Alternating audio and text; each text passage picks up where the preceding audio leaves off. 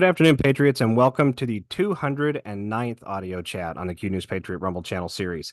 I'm the QNewsPatriot, joined again by MKUltra Monarch survivor and teacher and advocate, Miss Cathy O'Brien. My name is SG Anon. Patriots, with expert and survivor testimonies regarding the CIA's Operation MKUltra now happening in real time in the halls of the American People's Congress, it's not an exaggeration to say that we've reached another critical stage of that mass public awareness that we need in order to permanently transcend this paradigm of evil that enslaved the entire world. Miss O'Brien has been on the show before. Many of you are going to be familiar with her. She's discussed her own experiences with the CIA's MKUltra Monarch sex abuse and torture programs, and there's no one more qualified to speak on this subject from the vantage point of survivor, advocate, and teacher. We've got an excellent talk in store right after a quick message from our chat sponsor, BF7 by Juvenon. Stay with us.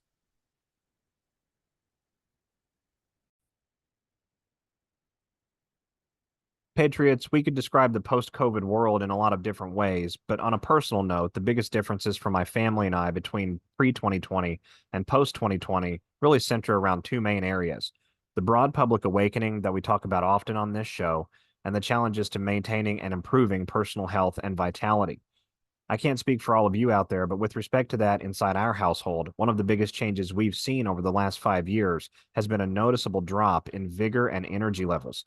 Going into COVID, for example, I was working as a full-time upper mid-level business manager between 45 and 65 hours a week, and it was nothing at all for me to come home after work every day, even on the long weeks, split the housework up, and be an involved and active dad. These days, I keep a schedule that's slightly less than 45 hours each week, with different and arguably less stress than a few years ago, and by the time I hit 9 p.m., it feels like I could fall asleep standing up. I blame that on a lot of different things, from disrupted hormones and American frankenfoods to the biologically altered reality of our world. But over the last 5 years, I've also learned that a major cause of depleted vitality is a deficiency of something called nitric oxide molecules, blood-borne molecules that help relax the body's blood vessels, veins, and arteries, ultimately resulting in better blood flow and circulation to areas of the body that often find themselves shortchanged once our main internal organ systems are provided for. Big Pharma will charge you anywhere from 9 to 20 times the standard market value for their nitric oxide boosting prescriptions, when effective supplements for blood and circulation support exist and are on the free market already. I've tried a couple of these myself over the last few years, but I recently got the chance to try Blood Flow 7, made by Juvenon. And I have to say, Patriots, I think it really works. BF7 is a triple action supplement with clinical studies behind it that show a 150 to 200% increase in nitric oxide production and a widening of vessel and arterial channels by over 50% from baseline. This translates to better flow and more oxygen and nutrition being delivered to both critical and non-critical bodily systems. I've been taking 2 capsules right after breakfast each morning, and I've noticed better stamina, better focus, and more vitality, even on the days where I skip my morning coffee. It's made with naturally derived ingredients, including the inactive fillers, and customer reviews found online suggest people are noticing real results with BF7 in just hours and days rather than weeks or months. Additionally, Juvenon offers a full 60-day empty bottle money-back guarantee on their product in the unlikely event that a customer out there isn't fully satisfied with their experience. You can try Blood Flow 7 by Juvenon for a little over $1 a day by navigating to www.bloodflowthenumber7.com/QNP or clicking the link below today's video. Once again, that is www.bloodflowthenumber7.com/QNP, or look for the link in the description box below. It worked for me, and I hope it works for you too. Thanks. And we're back. Miss O'Brien, thank you genuinely for taking some time out to discuss some of these incredible milestones, and right after the 250th birthday for our nation, no less. Oh, it's wonderful. Thank you for having me on. What a phenomenal time to have voice right now, and to be on here having this discussion with you, SG. I always appreciate that so deeply. Likewise, and I'm very, very excited for our talk today, Miss O'Brien. You know, we've talked before about how we push the milestones a little bit further up the road. We get the ball eventually to the net, and then we have to look at the next goalpost, right? What's next on our journey as we walk forward here? And I remember at a point in time, and it's been maybe a couple of years ago now, you had said to me on one of our broadcasts together that the day will come when much of this will be known in the halls of the Congress. We'll start seeing testimonies. We'll start seeing people, coming out and being willing to share their experiences, being willing to share what they've seen, what they observed, what they were a part of, or what they knew was going on in an ancillary sort of fashion. And now here we are in 2026, seeing exactly and precisely what you predicted. I want to go ahead and show the audience, if I can. We're going to pull up a short video clip here taken from the X account Wall Street Apes. Really good little reporting done by the operator and owner of that particular account, and it captures the flavor of a little bit of just how deep, just how wide the MKUltra operation itself inside the U.S. intelligence landscape really went and how deep it really went. And so, if folks allow me just a moment here, I'm going to get this pulled up, and we'll watch about a minute out of this clip. It sort of sets the tone for our discussion today.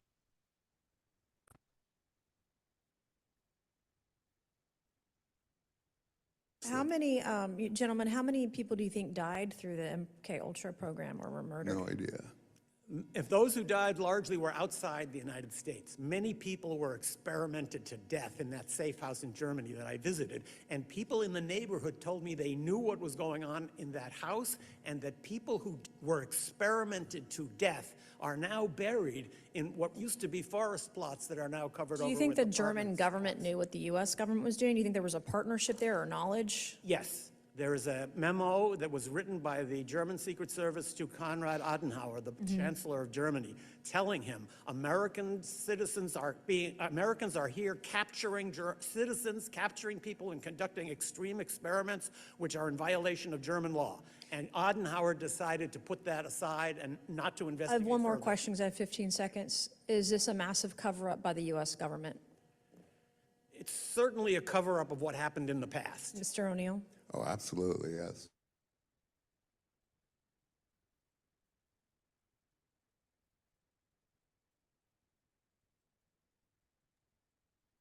All right. With that clip, Ms. O'Brien, thank you again for coming on the show. Could you break down precisely what Dr. Kinzer here is referring to with respect to the treatment of individuals and just how large, yes, this secret program of experimentation, mind control, and torture really was?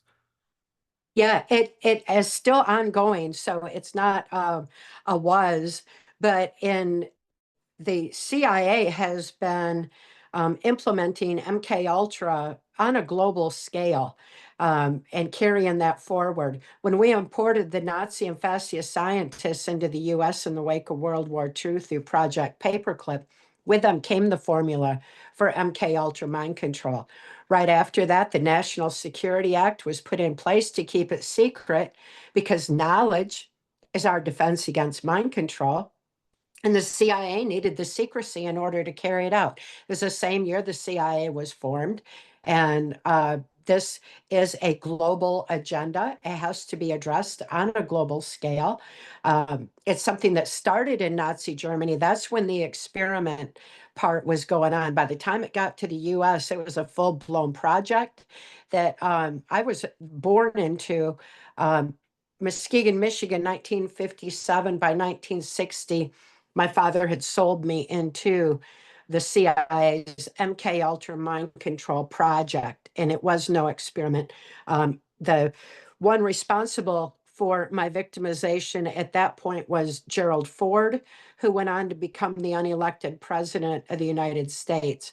From there, I was used on a White House Pentagon level and gained a lot of insight into not only what these roots of MKUltra, how far they extend back into Nazi Germany, but also what the plan is going forward and how much of that we continue to experience today. So I'm so happy the information is finally coming out. They're laying groundwork that is just a foundation for being able to go forward and hopefully give voice to survivors and bring it up to date, current, so that people fully understand how much of the corruption that we're experiencing today is rooted in MKUltra mind control. Indeed, I think that's a really powerful perspective because you cannot pull off the duping of a nation, for example, on any particular issue, whether that's BLM, whether that is, riots in a particular metro area, whether that's a massive false flag event or some sort of, rollout of soft government tyranny, regardless of what the outcome, the objective is, you cannot achieve that without having some sort of slippage of the awareness throughout the entirety of the population. And it almost would appear with the constellation of media, the constellation of entertainment, the constellation of just really the different interactions we've had with that realm, that electro-digital sort of realm over the last 60 to 85 years or so, has really precipitated this softening of our consciousness, this very suggestible, very influenceable, almost like a hypnosis, if you will, at a mass population scale. Am I overstating things here? Oh, you're brilliantly stating it. I'm so excited to hear you saying it so concisely. Exactly, that's what's been going on. I was thrust into the sub-project Monarch, which is a multi-generational mind control project. My father had been sexually and ritually abused. My mother was sexually abused and trafficked to my grandfather's Blue Masonic Lodge. So it was the multi-generational aspect that made me a target for MKUltra mind control. It had been found in Himmler research that after 3 generations, any knowledge base, abuse base, or belief system becomes autogenic in the brain. It is genetically passed down. So if information is passed down genetically after 3 generations, then we consider too the suppression of information, like our birthright knowledge, that's our defense against mind control, understanding our own mind brain function, response to trauma, being suppressed deliberately under national security so that MKUltra mind control could go forward. That has affected the generations too. The information is still there within us all, but people need to be reminded because it has been more than 3 generations. The MKUltra project was a 100-year plan, and it's one that was to conclude with Agenda 2030, around this time right here, because 3 generations have been affected. 3 generations have been dumbed down into compliance, and that's something that we need to consider. Very fortunately for us all, and I'm living proof, soul is stronger than genetics. So we're able to overcome even the genetic influence, the long-term slow frog boil we've all been experiencing with this MKUltra, and we're going to be able to wake up from it. It's just time for everyone to remember who they are, why they're here, gather their strength of spirit, because that is our victory. We have been divinely blessed with the victory, but we have forgotten it. So this great awakening that's going on is real. And right now, as people are waking up, they're wondering what in the world has been going on. And that's why I'm especially excited that these MKUltra hearings are coming up again right now to start giving people that answer, that insight into the reality that the head of this snake is multifaceted, and it does go into entertainment in the areas that you mentioned, and weaving through it all, the common thread through it all is MKUltra mind control. So that it's crucial timing for this information to be coming out. It strikes me as well, being right around 180 days or so, just a little bit less than 180 days after the release of that second installment of the Epstein documents and files and things like that the DOJ was in possession of. We know that there was several million files released throughout that entire process as a result of the Epstein Files Transparency Act passed by Congress, signed by the president.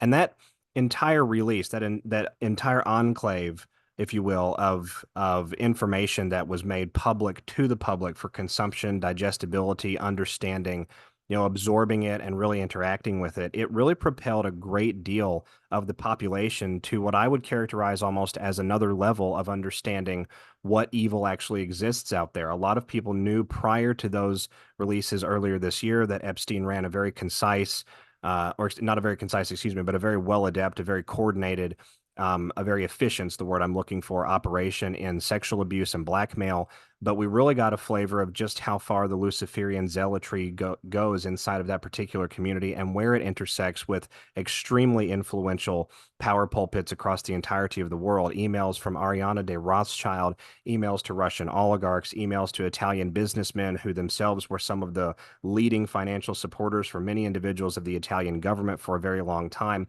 And so now here we are, fasting forward just a short time from that, almost like we've had enough time for that to sort of flow and ebb in the consciousness. And now we're having these congressional testimonies regarding really what amounts to a different category, but a same flavor of the type of operation that was being run at a large scale by Epstein. Am I overstating that in any way? And if so, would you please correct me? Oh, that again, brilliantly stated. I mean, you spell it out so well, and it's what people need to realize and how they need to start connecting the dots, because it seems like people have been conditioned now for generations to be compliant with what they're told rather than thinking further, including how the education system has been infiltrated with indoctrination that teaches the children what to think rather than how to think. All this has taken a toll on the attention span of humanity.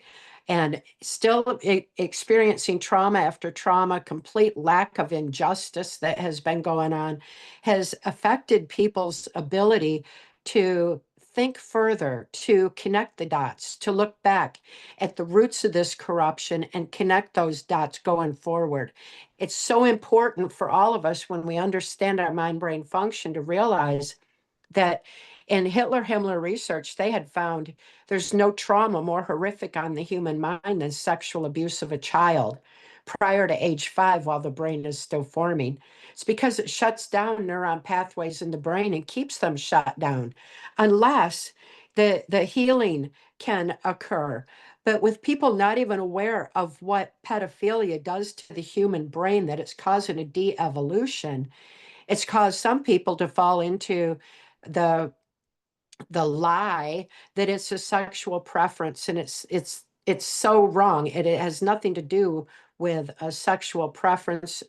It only has to do with control.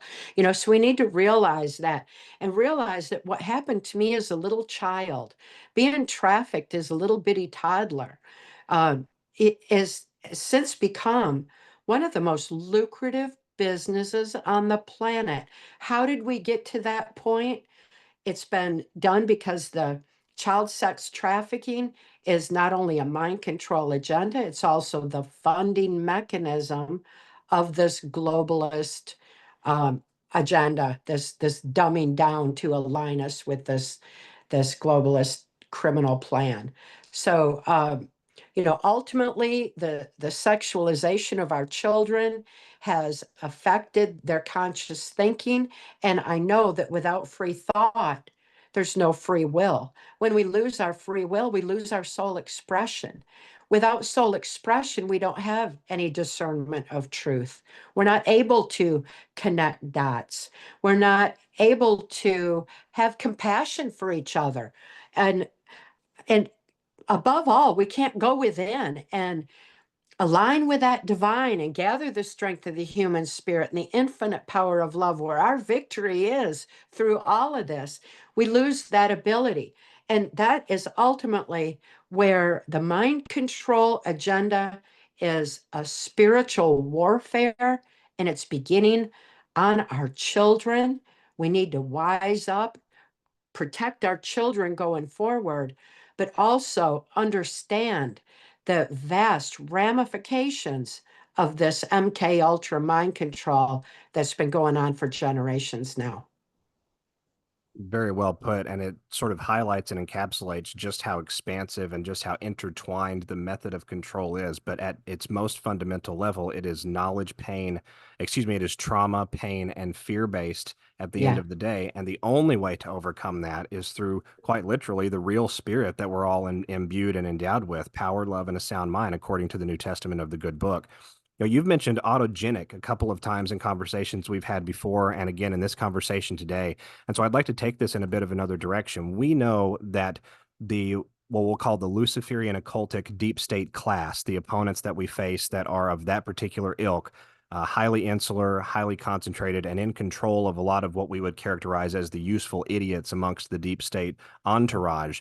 That class is really at enmity with what humanity is at its most core level, at our most basic level. There's an entity online called Q that reminded us in 2022 that there is, in fact, a war being fought silently, covertly around the world for control of the DNA, quite literally the genetic and genomic future of humanity. And you've talked about how the MKUltra experimentation schedules and things like that came out of Nazi Germany post World War II were really targeted at that autogenic effect, creating that multi-generational trauma funnel, if you will, to go through all the way through those generations perpetually into the future. Is MKUltra a war on humanity's genetics? And if so, what is the cause or reason for that from the point of Cathy O'Brien? Exactly what it is. It's a war on our genetics. It's intended to cause us to de-evolve. Having been around some of the highest level perpetrators of MKUltra mind control, these people are not like us, and they do not like us. We can call them demonic. We can call them whatever we want to. They're dark, negative energy force that is vastly different than the rest of us. They're so dark and such a low vibration that their greatest fear is the strength of the human spirit and the infinite power of love. Again, it's our saving grace. It's our victory. It's our divine design. It's so genetic. Assault or not, it's still something that can be overcome in light of this divine resiliency of body, mind, and spirit that we've all been blessed with. So we have nothing to fear from this dark negative energy force. They fear us, and their low vibration can't creep in on our high vibration strength of the human spirit. That would be like darkness creeping in on light. Our light is exposing what's going on in their darkness. We're exposing their secrets. And if we all, gather that strength of spirit together and all together shine, we can eradicate that darkness once and for all. And I think we're rapidly moving towards that point. But we've got to understand who the enemy is, what the problem is, and that we do have that infinite power within us to overcome them. The only way they can reach us at all or affect the strength of the human spirit is through mind control, MKUltra mind control. The components of that are trauma, fear, sleep, food, and water deprivation, anything that shuts down neuron pathways in our brilliant brains so that our brains aren't firing properly, so that we don't think to go within and gather the strength of the human spirit. So they're using mind control as a spiritual warfare by putting a block in that place. And it's one we can all overcome as soon as we have the knowledge that's our defense against mind control, the truth that makes us free, the awareness that we've been blessed with that victory all along. So, we have nothing to fear from facing the reality that we share this planet with this dark, negative energy force, absolute pure evil, because we have the victory, and we just need to remember that and start living the love we are, and stop complying with their deliberate attempt to dumb us down to their criminal agenda and align us with artificial intelligence, which is flat linear thinking. When we have our strength of spirit and our brilliant minds, we have wisdom, and wisdom outthinks their criminal minds and artificial intelligence every time. So it's just a matter of remembering the victory is within us all. Indeed, and that's a victory that we can trust our opponent to be very, very worried and afraid of. Yes. We have to keep in mind these are the greediest, most self-interested groups of humanity, and in some cases even non-humanity, hybrid beings that have ever existed in all of history, and yet they have spent wealth incalculable, untold trillions over the many centuries to try and remove or augment or somehow inhibit the genetic expression of who humanity really is. And to drive that point a little bit further, I want to just take the audience on a very quick journey here. This is a scholarly article from the website Science Direct. This article published in what looks like the Explorer Journal, Volume 19, Issue 5, from October of 2023.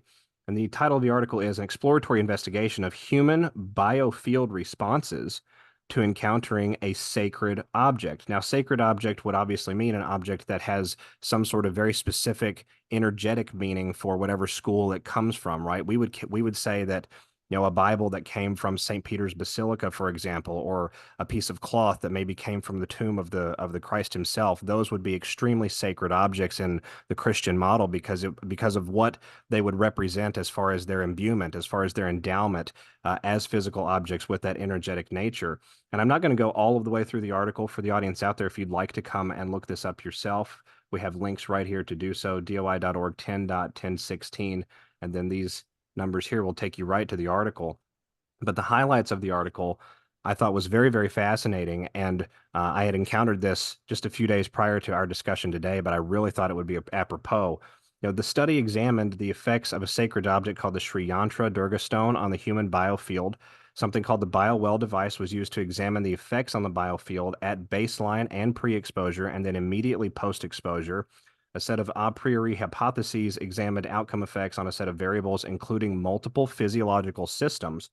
Overall, the BioWell energy state reading was significantly increased following exposure to the sacred object, as were many of the organ systems, including cardiovascular, endocrine, musculoskeletal, digestive, urogenital, and immune. The overall chakra energy reading was increased as well following exposure to the stone, whereas the overall alignment of those chakras, or energy centers, as I like to call them on this platform, I think that's a little bit of a better characterization, the overall alignment of them not being affected by the object just by exposure. But more to the point of highlighting just what the dimensionality of the human being is and why something like MKUltra mind control, why something like Monarch intergenerational torture programs would even exist. It is, in my estimation, in my opinion, to disappoint the expression, the fullest expression of what that human being really truly is. You've talked about soul expression a couple of times. You know, Jesus Christ himself said, what should it profit a man if he gained the entire world but lost his soul? Implying in that sentence that the ability to express soul at its most powerful, most divinely aligned level, that degree of alignment and blending, if you will, with that Holy Spirit, that can be truly impacted and potentially even severed, but depending on the types of activities that one is willing to participate in. And certainly Luciferian ceremonial occultism would, in my wheelhouse, in my own estimation, that would fit that definition quite well. So I'm rambling about all of this a little bit, but it is fascinating to me, the connectivity between that physiological expression of who we are, that energetic expression of who we are, and that mental expression of who we are, all being targeted ostensibly by the same program. Is that something that you would say is a fair characterization or a fair point to make, having lived in some of those circles? Absolutely, no question about it.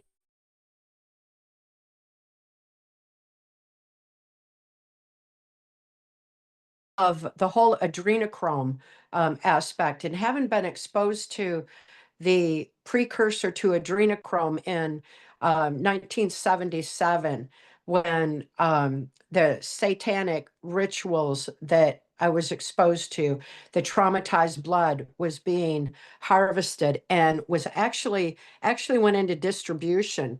And that's in my testimony. It was through Wayne Cox, who was an occult serial killer and CIA assassin who had a satanic cult that Roger Clinton, Bill Clinton's half brother, was part of for the purposes of bringing adrenochrome into um, the funding mechanism, the drug and human trafficking ops. It was bringing it into that in 1977, and the purpose of that was to alter the DNA because it is contrary to participate in that kind of ritual evil on any level, but it also does something genetically that they were seeking to hurry the process of dumbing humanity down and removing them from their soul expression. So I'm aware of that having been the major part of the plan. And now seeing information come out on adrenochrome, whether it's in the Epstein files or, or where, the fact is that it's a reality that people need to realize was being deliberately done to separate us from our ability to go within and align with the divine. It was to disrupt our genetic capability of going and aligning with the God's source in us all. And it's very wicked what they've been doing in that regard. But ultimately, they can't win because we have the resiliency to come back from all of that. People who have participated in adrenochrome, though, whew, I don't know. I'm not making that call. I can't imagine what they have to face the rest of their lives and going forward into the wherever they go from here. That's hell as far as I'm concerned. I think that is very sage and shrewd perspective, and sort of leads me into my very last question for you, Miss O'Brien. And thank you again for your time today. I know it's precious. But with respect to this ongoing realization that you spoke about just a moment ago, we've talked about it several times on the call today. As the public becomes more and more aware and gains a greater and greater understanding of the real nature, the real machinations, the very genuine and authentic mechanisms that involved all of these different agencies, all of these different programs and operations, experimentation being done on the American people, experimentation being done on people all around the world, Flight 370, things of that nature, right? All of this sort of coming along in this broad awakening process. As we go through that, as we see that continue to expand, what sort of advice or wisdom or guidance would you give those individuals out there that are having a hard time accepting that a government entity could be controlled by entities and interests behind it, so maligned and so focused and driven towards humanity's antagonism and humanity's suffering rather than humanity's fullness and triumph? Being able to face the truth is a lot easier than living in this kaleidoscopic change and confusion that people are in otherwise. It's time to face that truth and that reality. Once we gain discernment, regain our discernment of truth, we'll start to understand not only what MKUltra is all about, but how pervasive it is, and that all it takes for us to stop it is knowledge. That's our defense against mind control. And in my contributions, I've got testimony, MKUltra testimony that has been compiled and submitted that is more concisely stated than just my 1995 testimony, Transformation of America. It actually also includes information that was censored from that testimony before it was even able to be presented. And it's something that we all need to look at. And when we do, we realize that we've got an opportunity in front of us right now to be the change, to make all the difference in this world that we need to see.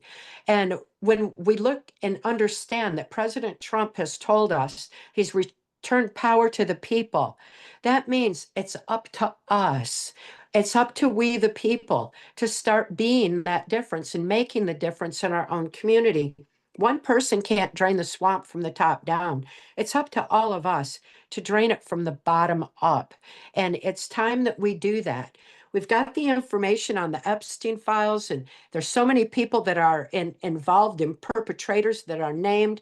We see people like the Clintons who are still free after all this time. It's just an outrage to me. There's so much evidence against them. And yet every time that someone starts to look at who's at the top of this, who is the problem, it diverts over to the media's Trump derangement syndrome and like, look at Trump, when in fact, these perpetrators that I was around feared Trump all the way back in the 1980s because he was already exposing child sex trafficking. He was opposing MKUltra, slaves like myself being used by the State Department. He was already vocal on all of that. aspect. And most of all, he had knowledge. That's our defense against mind control. So they were very fearful that he couldn't be blackmailed. He couldn't be compromised. He couldn't be bought off. He had his own money. He had his impenetrable security. And above all, he had that knowledge that's our defense against mind control. So that can create a strength that is absolutely enough to stand up to these perpetrators. There's only a handful of them. When you follow the money and go to the top, there's a handful of puppet masters at the top making themselves look like they're more than they are by using their media voice and the other aspects of society that they've infiltrated and manipulating the minds of the masses. So this is a time for all of us to wake up from whatever level we have been affected, whether it's just education, whether it's the media, no matter what it is, we all need to go within, align with the divine, gather that strength of the human spirit, remember who we are and why we're here. Start living the love we are and living our purpose. What an amazing time to be alive. We're at this pivot point in humanity's history. We're at this massive pivot point in American history, and where we go from here. The 250-year celebration is such a radical turning point for all of us when we realize the magnitude of the potential that we have going forward, because this is our time. It's our time to start living our purpose. It's our time to shine. When President Trump said that he gave the power back to the people, that means there are no obstacles in our path from making the difference on local levels. We can go into the school systems now and demand that our children are taught truth and taught how to think rather than how to think. We can demand that writing by hand go back into the school system. The very act of moving a pen activates the critical analysis logic part of the brain. And that was why it was deliberately taken out of the school system. Typing doesn't do the same thing in the brain. We need to move that pen on paper. All of us do. That activates that logic. That alone can stop the indoctrination of children. So we can get out in society and we can start making such a powerful difference in light of truth, in light of waking up from MKUltra mind control on whatever level it has reached. And to know the knowledge that's our defense against it is to know the truth that makes us free.